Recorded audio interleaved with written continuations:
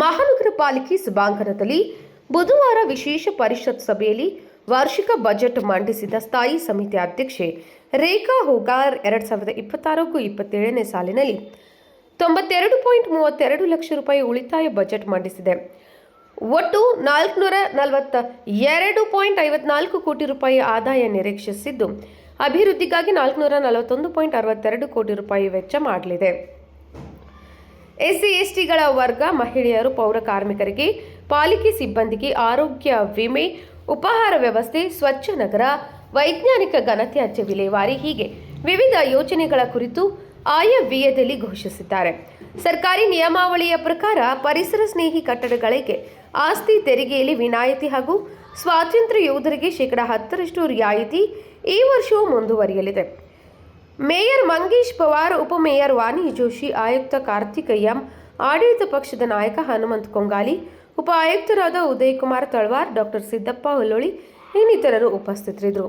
2026-27ನೇ ಸಾಲಿನಲ್ಲಿ ಬೆಳಗಾವಿ ನಗರದ ಸಮಗ್ರ ಮೂಲಭೂತ ಸೌಕರ್ಯಗಳನ್ನು ಹಾಗೂ ನಾಗರಿಕ ನಿರೀಕ್ಷೆಗಳನ್ನು ತಲುಪಲು ಮತ್ತು ಅನುಷ್ಠಾನಗೊಳಿಸಲು ಪ್ರಾಮಾಣಿಕವಾಗಿ ಪ್ರಯತ್ನಿಸಲಾಗುವುದು.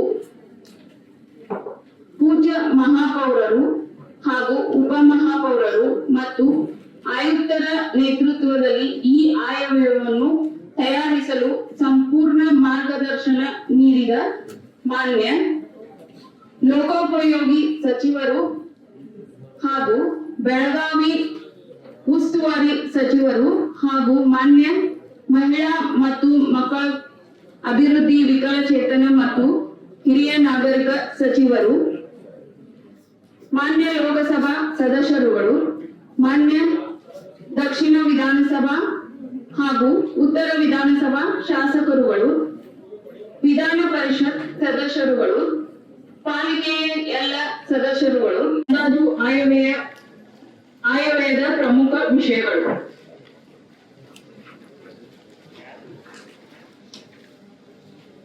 ಮಹಾನಗರ ಪಾಲಿಕೆ 2026-27ನೇ ಸಾಲಿನಲ್ಲಿ ರೂಪಾಯಿ 44,254.51 ಲಕ್ಷಗಳಷ್ಟು ಅಂದಾಜು ಆದಾಯ ನಿರೀಕ್ಷಿಸಲಾಗಿದೆ. ಮಹಾನಗರ ಪಾಲಿಕೆ 2026-27ನೇ ಸಾಲಿನಲ್ಲಿ ರೂಪಾಯಿ 44,162.32 ಲಕ್ಷಗಳಷ್ಟು ಅಂದಾಜು. Nazim Betkiri, KMM news, Belagavi.